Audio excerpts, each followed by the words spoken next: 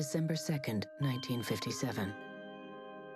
John B. Calhoun, a former research assistant on Dr. Davis's rodent ecology project, writes a letter to Mr. Eugene Casey of Gaithersburg, Maryland, asking permission to use a barn on his property for an upcoming experiment. Quote, "It has been with great anticipation that I have followed the remodeling of your barn near Gaithersburg. By it, you are making possible certain much-needed scientific studies that no one to date has had the opportunity to initiate." Experiments began the following year at the newly renovated Casey Barn.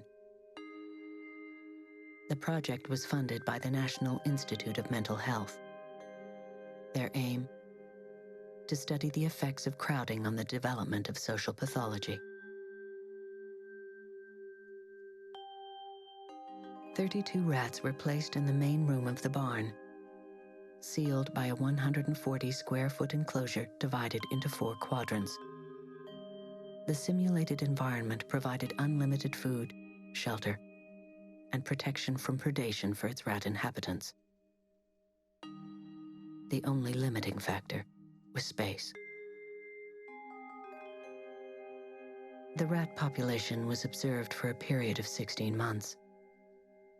After a period of initial growth, the population stabilized at around 80 individuals. Soon after, however, it was nearing total collapse.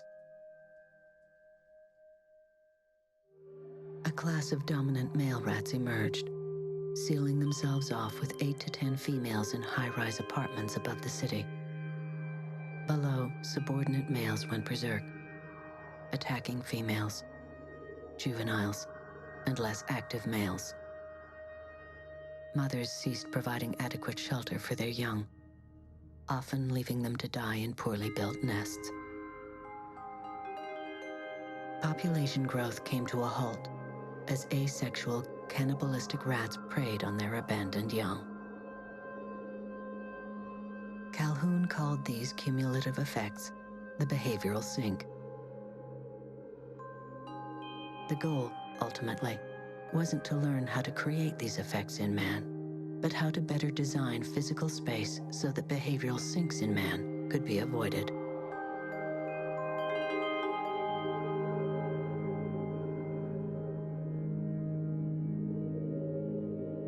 In photos, Calhoun gazes out over his universe like a Gnostic god visiting a creation he has long since left behind. But he is not there to save the rats, just to observe.